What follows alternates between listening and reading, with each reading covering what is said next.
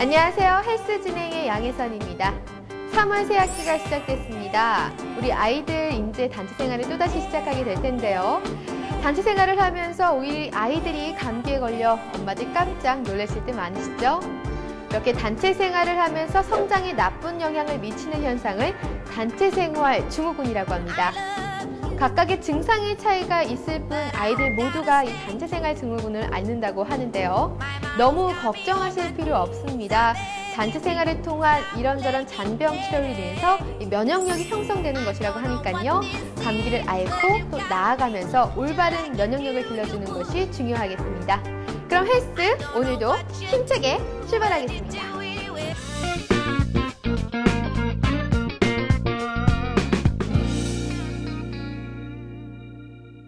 나이가 들면 속일 수 없는 것 두 가지가 있습니다.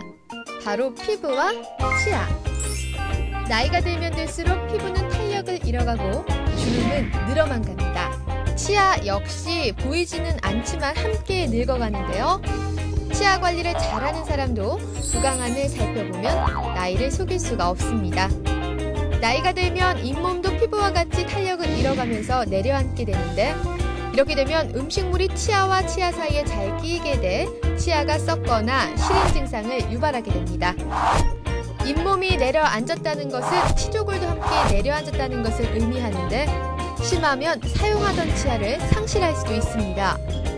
이렇게 치아를 상실한 경우 임플란트나 브릿지 시술을 하는 것으로 알려졌으나 최근에는 장기 이식처럼 사랑니와 같은 환자가 사용하지 않는 치아를 이용해 치아를 이식하는 수술인 자가 치아 이식술이 큰 관심을 받고 있습니다. 치아를 상실했을 때 거부감이 적은 자가 치아 이식. 오늘은 자가 치아 이식과 올바른 치아 관리법에 대해 알아봅니다. 선생님 안녕하세요. 네, 안녕하세요.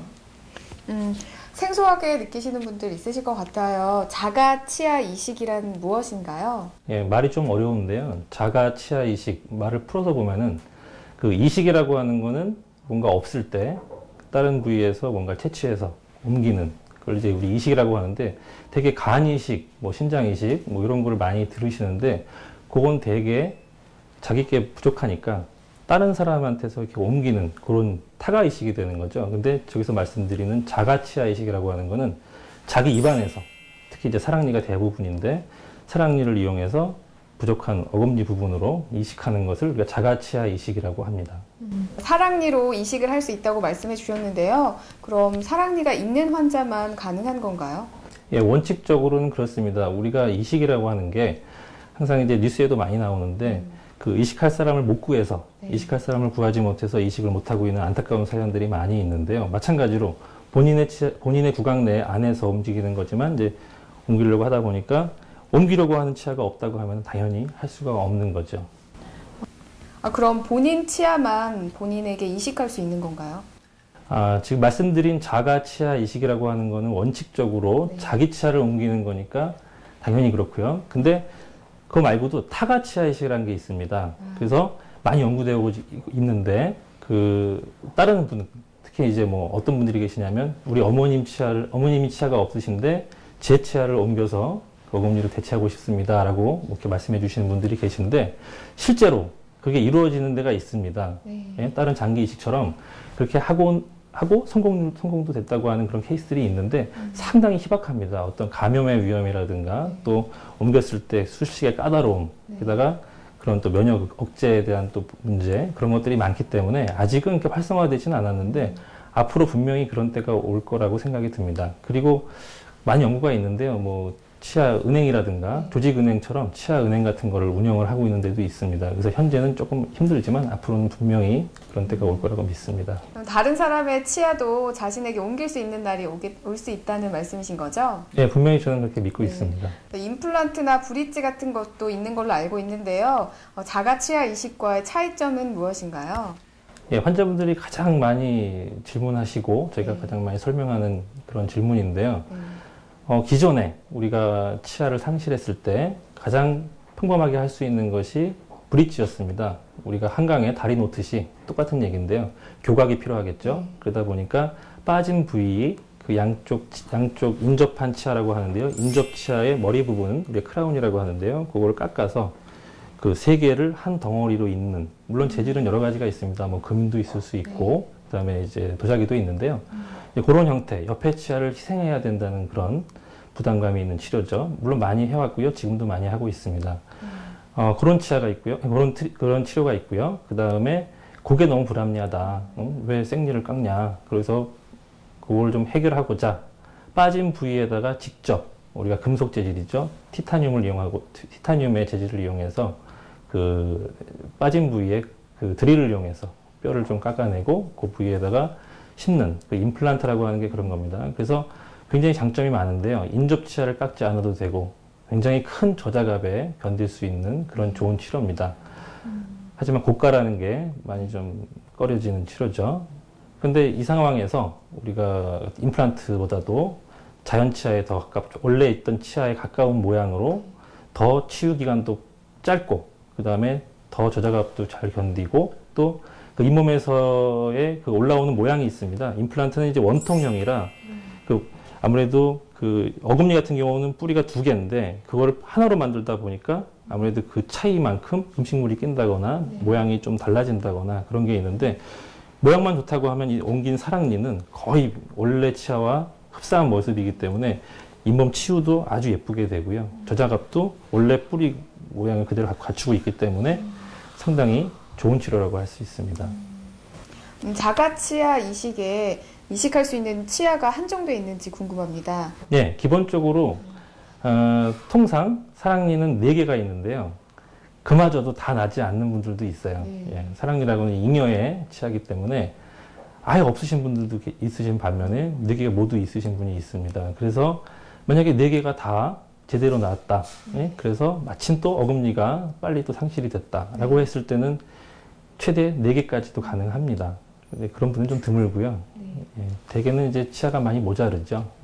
그리고 또 뽑을 수 있는 치아, 또 옮길 수 있는 치아라고 표현하는데 그렇지 못한 경우도 있어요. 그 모양의 이식할 부위와 이식할 치아의 모양의 차이. 예? 그게 또 심한 경우는 옮기기가 좀 어려운 경우도 있습니다. 네, 임플란트는 반영구적이라고 들었는데요. 자가치아 이식을 한 후에 그 치아는 얼마나 사용할 수 있나요? 예. 임플란트도 반영구적이라고 말씀드렸듯이 그 이식한 치아도 말씀드린 것처럼 반영구적이라고 표현할 수 있습니다. 원래 빠진 치아 이름이 영구치예요. 하나님께서 평생 썰어하고 만들어주신 치아인데 저희가 이제 관리가 덜 되다 보니까 그래서 이제 그걸 상실하게 된 것처럼 임플란트나 자가치아 이식도 관리가 덜 된다고 하면은 빠질 수도 있습니다. 그래서 저희가 임플란트를 해드린 분이나 자가치아 이식을 해드린 분 모두 정기적으로 저희가 검진을 해드리고 있습니다. 네, 자가치아 이식의 경우 실패하는 경우가 있는지 궁금합니다. 예, 물론 사람이 하는 일이니까요. 당연히 실패하는 경우가 있습니다.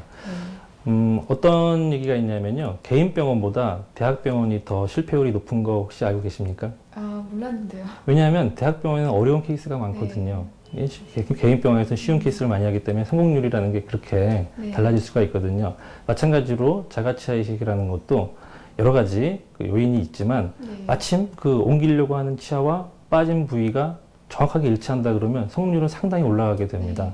거기다가 환자분들이 무슨 뭐 이갈이가 없다거나 뭐 담배나 뭐 알코올 이런 것이 거의 안 하신다고 하면은 뭐 문제가 안 되겠지만 이갈이를 심하게 하시고 담배를 많이 피시고 하신 분들은 임플란트도 마찬가지고 자가치아 이식도 마찬가지고 실패할 가능성이 조금 높아집니다. 그래서 그런 주의사항들을 항상 말씀을 드리죠.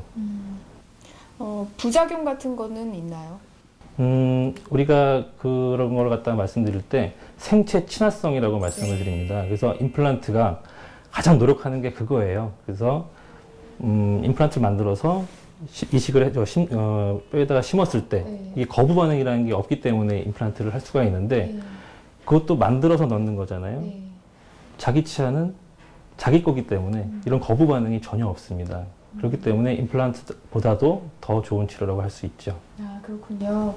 신경치료를 해야 된다고 들었는데요. 모든 경우에 신경치료가 필요한 건가요? 자가치아 이식이라는 것이 하나로 이렇게 묶여 있지만 실제로는 좀 세부적으로 좀 나뉘게 됩니다. 그래서 완전히 치아가 성장한 치아를 옮길 때 그리고 아직 성장 중인 치아를 옮길 때가 좀 다른데요.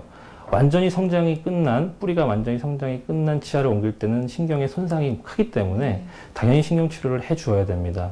하지만 뿌리가 자라고 있는, 그러니까 대략 18살에서 한 20살 정도의 청소년이 어금니를 빨리 상실하게 됐을 때, 마침 사랑니가 있어서 옮겼을 때, 그때는 뿌리가 자라고 있는 중이라서 신경이 살 가능성도 높고 나중에 신경치료를 안 하게 될 수가 있기 때문에 그런 경우에는 크라운을 할 필요도 없습니다. 상당히 좋은 경우라고 할 수 있죠. 모든 경우에 필요한 건 아니라는 말씀이신 거죠? 예, 그렇습니다. 네. 시술 전에 주의해야 할 사항들이 있는지 궁금합니다. 예. 되게 그 치아가 빠지게 되는, 빠진 치아를 가지고 계신 분들은 되게 입술질이 잘 안 되는 경우가 많습니다. 그래서 그 사랑니를 옮기려고 할 때, 그 사랑니를 봤을 때 그 주변이 굉장히 지저분한 경우가 있어요. 치태라든가 치석이라든가 이런 게 상당히 많은 경우가 있는데 그 전에 우리가 이식 수술을 하기 전에 깨끗하게 스케일링으로 깨끗하게 만들어 놓는 것이 굉장히 중요하다고 할 수 있습니다. 그래서 옮긴 이후에 염증이 생기지 않게 하는 것이 굉장히 중요합니다. 네. 혹시 만성 질환이 있는 분들도 가능한지 궁금합니다. 예, 뭐 자가치아 이식이라는 것이 뭐 작은 수술이긴 하지만 마찬가지로 수술이기 때문에 출혈이 동반되는 그런 시술입니다. 그렇기 때문에 이런 작은 수술이 가능하신 분들만 치료를 할 수가 있습니다. 예를 들어 고혈압이 심하시다거나 당뇨가 좀 심하시고 게다가 뭐 과거에 무슨 큰 수술을 하셔서 출혈성 성향이 좀 있으신 분들이 그 항응고제를 드시는 분들이 있습니다. 그런 분들은 발치를 하고 수술을 할 때 지혈이 잘 안 되시는 분들이 있어요. 물론 그분들이 모두 안 된다는 것은 아니고요. 저희가 내과에 주치 선생님께 편지를 쓰고 있습니다. 그래서 이분께서는 이러이러한 치료를 받으셔야 되는데 괜찮겠습니까? 여쭤보게 되면 내과 선생님께서 이러저러저러한 약을 복용하고 계시는데 이 약을 빼고 뭐 일주일 후에 하시면 가능합니다. 라는 그런 회신이 오게 됩니다. 그러면 거기에 맞춰서 진료를 하게 되죠. 근데 회신에 뭐 절대 이분은 안 됩니다. 라고 하면은 하긴 어렵겠죠. 네. 혹시 치아나 잇몸에 손상이 있는 환자도 가능한지 궁금합니다. 예, 굉장히 좋은 질문이신데요. 네. 우리가 간 이식을 예를 들었을 때 옮기려는 간이 깨끗하고 좋으면 훨씬 성공률이 높아지겠죠. 네. 마찬가지로 이식하려고 하는 치아가 뭐 충치도 없고 뭐 잇몸 질환도 없다고 하면은 상당히 좋은 결과를 볼 수가 있습니다. 네. 또한 옮기려고 하는 그 잇몸이 마찬가지로 잇몸 질환이 없고 그다음에 공간도 충분하다고 하면은 상당히 성공률이 높게 되는데요. 연세 많으신 분들 같은 경우는 잇몸 질환이 상당히 진행된 경우에 이렇게 옮기려고 할 때가 있습니다. 그럼 아무래도 성공률은 좀 떨어지게 됩니다. 나이가 많으면 치아에도 좀 손상이 가잖아요. 그럼 나이에 따라서도 가능한 나이가 있나요? 그 치과 질환이라는 게 사실은 나이로 분류하는 거가 조금 어렵습니다. 뭐 환갑, 등갑 다 넘기신 분들도 상당히 잇몸이 좋고 치아가 다 갖고 계신 분들이 있는 반면에 요즘 청소년들 치아 상태 너무 안 좋은 분들 많거든요. 그래서 그걸 나이로 구분하는 건 조금 어렵고 전적으로 잇몸 상태, 치아 상태로 평가를 하는 게 좋을 것 같습니다. 대신에 옮기려고 하는 게 사랑니가 많기 때문에 기본적으로 사랑니가 완성이 된 또 자라고 있는 그러다가 있는 그런 상태가 되어야 되기 때문에 되게 18살 정도 이후에 가능하다고 보시면 됩니다. 근데 이것도 편차가 상당히 심합니다. 뭐 20살이 돼서도 사랑니가 이제 자라고 있는 분이 있는 반면에 18살이 안 됐는데도 사랑니가 다 완성이 된 친구들도 있습니다. 그럼 시술 직후 식사나 정상적인 생활은 가능한지 궁금합니다. 예, 뭐 큰 문제는 없습니다. 대신에 우리가 이를 뺐을 때 또 임플란트를 수술했을 때에 준하는 주의사항을 말씀을 드립니다. 예를 들어서 뭐 격렬한 운동을 하신다거나 뭐 찜질방에 가신다거나 뭐 이런 것들은 피해 주셔야죠. 게다가 이제 그쪽으로는 식사를 이제 정상적으로 하실 수가 없죠. 일주일간 가량은 그 반대편으로 수술이 이루어진 반대편으로 식사를 하시도록 저희가 말씀을 드리고 있습니다. 회복하기까지는 일주일 정도가 소요된다는 말씀이신가요? 초기 치유 기간이라고 생각하시면 됩니다. 일주일간에는 뭐 이를 뺀 자리가 아무는 시간, 또 옮긴 부위가 아무는 시간이 뭐 그 정도 걸리고요.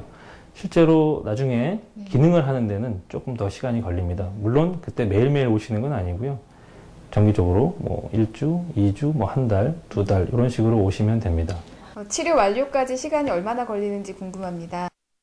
항상 저희가 2달에서 3달 정도를 보고 있습니다. 물론 그 이식하는 치아와 그 옮기는 잇몸의 그 사이즈가 아주 잘 맞는다거나 한다 그러면 뭐 2달 내외. 근데 그 격차가 좀 크다거나 또 잇몸 질환이 조금 있으셨다거나 하신 분들은 3개월 이상 걸리는 경우도 종종 있습니다. 네, 가장 궁금한데요. 시술이 어떻게 이루어지는지 구체적으로 설명 좀 부탁드립니다. 예. 일단 환자분이 오시게 되면 아까 말씀드렸지만 전체적으로 잇몸이 깨끗한 상태로 만들어 드려야 되기 때문에 스케일링을 하게 됩니다. 네. 그 다음에 전체적으로 이 옮기려고 하는 치아와 옮기는 그 이식 부위의 사이즈를 측정하게 됩니다. 거기에는 파노라마라고 하는 엑스레이가 필요하고요. 네. 또 CT가 있으면 더 좋고요. 그래서 그 사이즈를 비교를 하게 됩니다. 그랬을 때 그 미리 예측을 하고 이제 수술방으로 들어가게 되죠. 그 다음에 근데 이제 이를 빼야 되는 경우가 있고 이미 빠져 있는 경우가 있습니다. 빼야 되는 경우에는 일단 빼면서 그 치아 뿌리가 이제 2개가 이렇게 있는데요. 그 사이에 뼈가 이렇게 올라와 있는 경우가 있어요. 그게 이식하려고 하는 치아와 약간 안 맞는 경우가 있기 때문에 저희가 그런 부분들은 미리 다듬어서 네. 치아가 옮길 수 있게 미리 만들고요. 그동안에 사랑니를 뽑아서 옮기게 됩니다. 사랑니를 뽑아서 옮기게 된 다음에 그렇게 되면은 정확하게 맞지 않는 한 약간 움직이게 되거든요. 그랬을 때 우리가 여러 가지 방법, 뭐 실로 꼬맨다거나 앞에 치아와 묶는다거나 하는 고정이라는 수식이 들어가고요. 그 다음에는 이제 대구로 가시게 됩니다. 그래서 이 고정 기간이 약 1주일에서 2주일 정도 걸립니다. 그래서 고정 기간이 끝나게 되면 항상 신경치료로 들어가게 되죠. 신경치료는 3회에서 4회 정도 진행한 이후에 그 뼈와 치아가 잘 붙는 게 확인이 되면 약 2달 정도 후에 씌우게 됩니다. 그럼 통상 치료가 끝나게 되죠. 여기서 다른 거는 치아가 단순하지 있지 않은 경우, 이미 빠져 있는 경우에는 치아를 옮기려고 하는 부위가 모두 뼈로 차 있습니다. 그렇기 때문에 옮기려고 하는 치아 뿌리 모양으로 그 뼈를 깎아야겠죠. 그러다 보니까 시간이 조금 더 걸리고 또 모양의 그런 어떤 갭이라고 할까요? 차이가 조금 있어서 치유 기간이 조금 더 늘어나고 또 뼈를 깎다 보니까 좀 더 붓게 됩니다. 네. 예, 그래서 이제 그런 정도의 차이가 있고요. 그런 경우도 드물지 않게 있습니다. 그게 이제 두 번째고요. 그 다음에 앞에서 말씀드린 거는 이제 통상적인 방법이고요. 다음 말씀드릴 것은 우리 청소년, 되게 18살 부분이 될 텐데 그 사랑니가 완전히 성장하지 않아서 다행스럽게도 치아를 옮겼을 때 그 생활력이라고 표현하는데요. 신경이 살아있을 수 있는 능력이 굉장히 큽니다. 그래서 옮긴 이후에 그 관찰을 하게 되죠. 정말 이 신경이 죽지 않나. 그냥 간단합니다. 저희가 차가운 걸 이렇게 대보는데요. 차가운 거에 반응을 하면 사는 거고 그렇지 않으면 죽게 되는 건데 그걸 봐서 계속해서 그 차가운 거에 반응을 한다고 하면은 그냥 그대로 쓸 수 있는 겁니다. 이런 경우는 우리가 신경치료라든가 또 치유기간이 상당히 줄어들게 되겠죠. 신경치료는 하지 않아도 되고요. 네, 마지막으로 시청자께 당부 한 말씀 부탁드립니다. 예, 뭐 많이 있는데요. 그 중에서 가장 대표적인 게 굉장히 과신을 하십니다. 네. 본인이 나는 잘 닦고 있는데 왜 충치가 생기고 잇몸이 망가지는지 모르겠다라고 하시는데 대개의 경우는 열심히 하시는 거고요. 잘 하시는 분은 드무십니다. 네. 물론 이제 우리 공부도 마찬가지고 우리 다들 열심히 하지 잘하는 건 드물어요. 네. 정확한 방법으로 포인트를 집어서 공부를 해야 성적이 올라가겠죠. 마찬가지로 이 구강 관리라는 게 정말 본인은 잘 닦는다고 생각하시지만 그렇지 않은 경우가 너무나도 많아서 되게 나는 잘 닦는데도 불구하고 너무 많이 썩고 있다. 억울해만 하시고 뭐 대책은 없이 그래서 오셨을 때 보면 너무 많이 망가져 있는 경우를 많이 보게 됩니다.